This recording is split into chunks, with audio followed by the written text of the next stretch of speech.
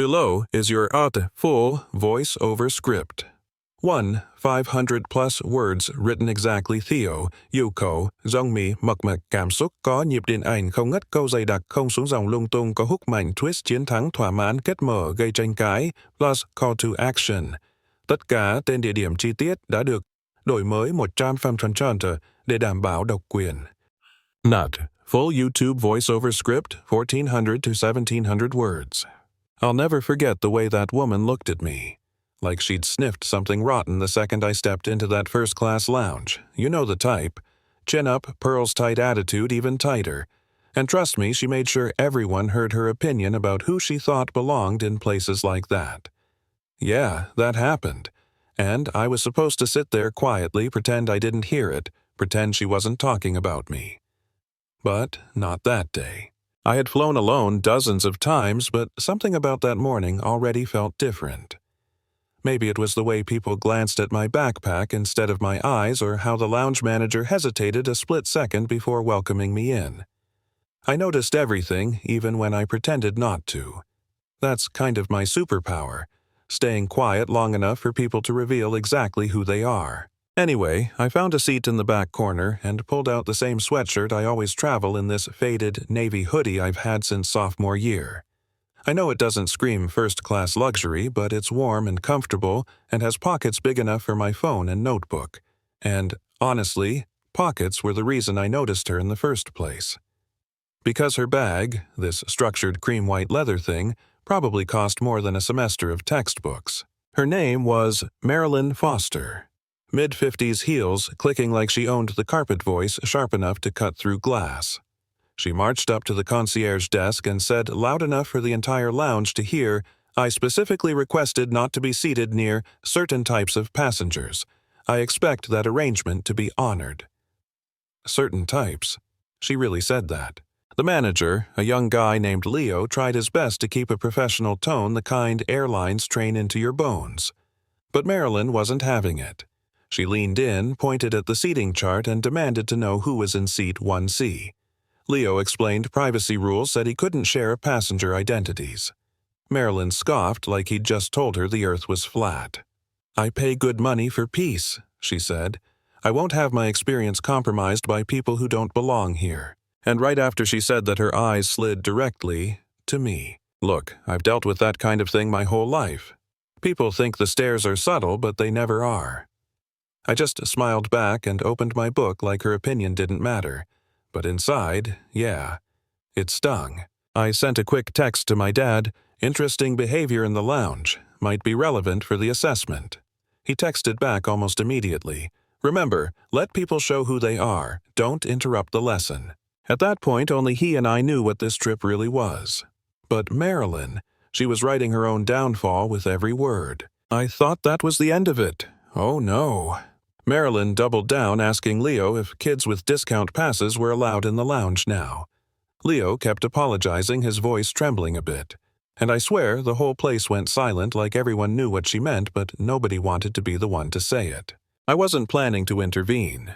I was there to observe, not to fight. But life rarely cares about our plans. When boarding was called, Marilyn bolted toward the gate like she was racing for a gold medal. I waited till the rush died down. No need to make a grand entrance. I handed my phone to the gate agent. She scanned it, then her eyebrows shot up. "Seat 1C, she said with a small smile. "Enjoy your flight, Miss Hale?"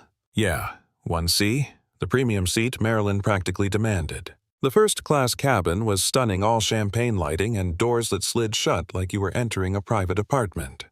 Marilyn was already standing in the aisle, one hand on her hip, lecturing a flight attendant about standards.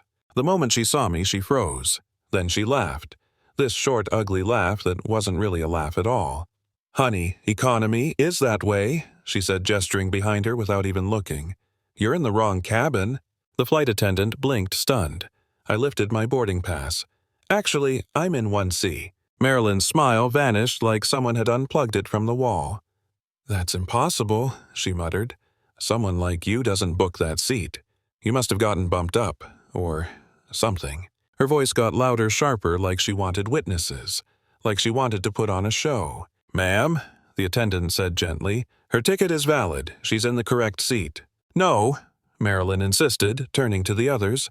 Look at her. Does she look like she flies first class? Does she look like she paid for that ticket with her own money? The quiet that fell over the cabin wasn't peaceful. It was heavy, electric, embarrassing. But not for me. I heard murmurs, someone whispering, "Is she serious?" Marilyn didn't care. She was in full performance mode. I felt a familiar heat rising in my chest, the kind that comes when you've spent years being underestimated, dismissed, talked down to. But instead of snapping, I did what my dad always taught me: breathe. Observe. Choose when to speak. So I calmly slid into my seat and said, "Ma'am, the only thing I didn't pay for today was your opinion." A couple people choked back laughs. The flight attendant turned away to hide a smile. Marilyn's entire face turned beet red. That's when she demanded to speak to the captain, demanded that the airline review suspicious bookings, and demanded someone verify my identity.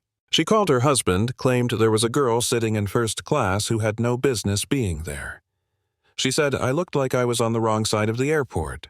She even threatened to call corporate. She had no idea she was already on speaker, because my dad is Nathan Hale, CEO and founder of Crescent Sky Airlines. He was listening the whole time. And I was on that flight as part of an undercover assessment for the company's new Dignity and Service initiative.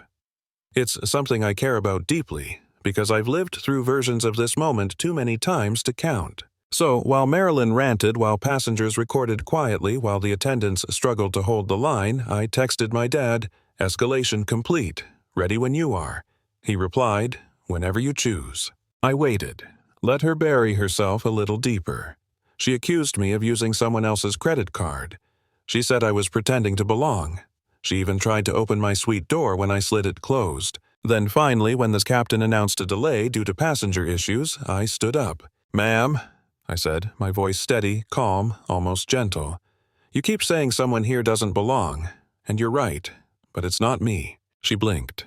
"What does that mean?" I pulled out my phone, hit one button, and put it on speaker. My dad's voice filled the cabin. "Hi, Ava. How is the assessment going?" You could feel the shock ripple through the aisle like a wave. Marilyn's jaw dropped. "Assessment? What assessment?" She turned to me. Who are you?" I looked directly into her eyes, not unkindly, not triumphantly, just truthfully. "I'm the daughter of the man you just tried to report, and the person you claim didn't belong is the one who helped design the standards you keep shouting about." The color drained from her face so fast it was almost scary. My dad continued speaking to her now. "Ms. Foster, your behavior today will be used as a case study in our new training program. You've demonstrated in detail the very bias we're working to eliminate." She sputtered, I'm not biased, I was just trying to protect the airline. "You were degrading another passenger based solely on appearance," he said, "and that is unacceptable." Silence. Total, absolute silence. Then he added the final blow. "You will be removed from the aircraft. Effective immediately, your elite status is revoked, and you are banned from future Crescent Sky flights." Marilyn collapsed into her seat, shaking her head like if she shook hard enough reality would snap back to her version. Security arrived. She cried, begged, reached for excuses, said she didn't know who I was. That part hurt the most, because she shouldn't have needed to know who I was to treat me with basic respect. As they escorted her out, she whispered, "Please, this will ruin me." And I swear for a second I felt a pang of sympathy. But dignity can't exist only for the powerful. It has to exist for everyone, or it doesn't mean anything. When the door closed behind her, the cabin erupted in applause. Not messy applause, not mocking applause, just relief, like everyone needed that moment to breathe again. A man across the aisle leaned over and said, "I hope you run the airline one day." I smiled. That's the plan. And here's the funny thing. While the world later argued about whether she deserved the consequences, nobody argued about one simple truth. You don't get to decide who belongs somewhere based on your own narrow, comfortable definition of acceptable. Some people said I should have revealed who I was earlier. Some said I should have stayed quiet. Some said the airline was too harsh. Others said it wasn't harsh enough. And that's exactly why I'm sharing this. So let me ask you, was Marilyn punished fairly? Does power only matter when you know who someone is?